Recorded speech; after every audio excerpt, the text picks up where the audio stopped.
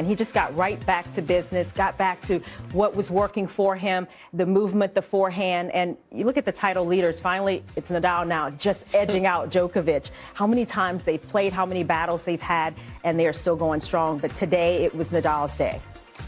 Bookend bagel and breadstick. One was gluten-free, one was not. So in the end, Rafa Nadal is able to come through 16 straight years now. He has a title, and that drought is over in terms of no titles before Roland Garros.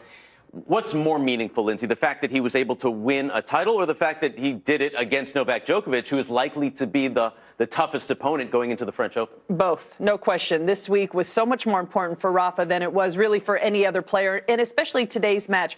Novak won in Madrid. He was feeling pretty good about his game. He knew coming into this match he was not at 100% physically. And for Rafa, if you're going to beat Novak, you got to take advantage of the days where maybe he isn't at 100% and a little bit tired. Again, you go back to that Australian Open match. He was struggling to win games. If he was going to beat Novak, tough ass to have it be in the next Grand Slam final. I think it was a big win for Rafa to get his confidence and get kind of that swagger back before going into Roland Garros. He could talk all about, okay, I've been getting better each week, but the fact of the matter is he's used to winning titles every clay court season.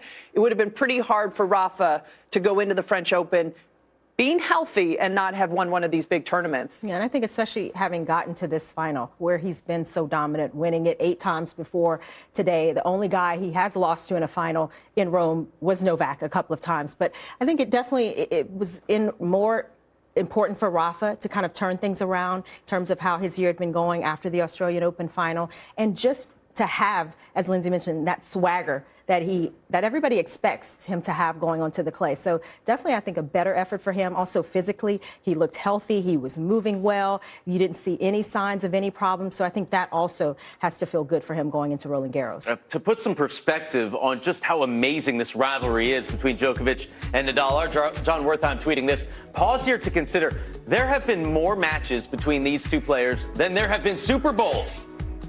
Oh. Super Bowl 54 doesn't happen until February 2nd of next year. Wow. And we may have more before then. Exactly. We might have one in a couple of weeks' time. So absolutely incredible. It is now 28-26. Novak Djokovic still leads the head-to-head. But heading into Roland Garros, Rafael Nadal now with a lot of confidence. He's got the title in Rome, and we'll see if he can get number 12 in Paris.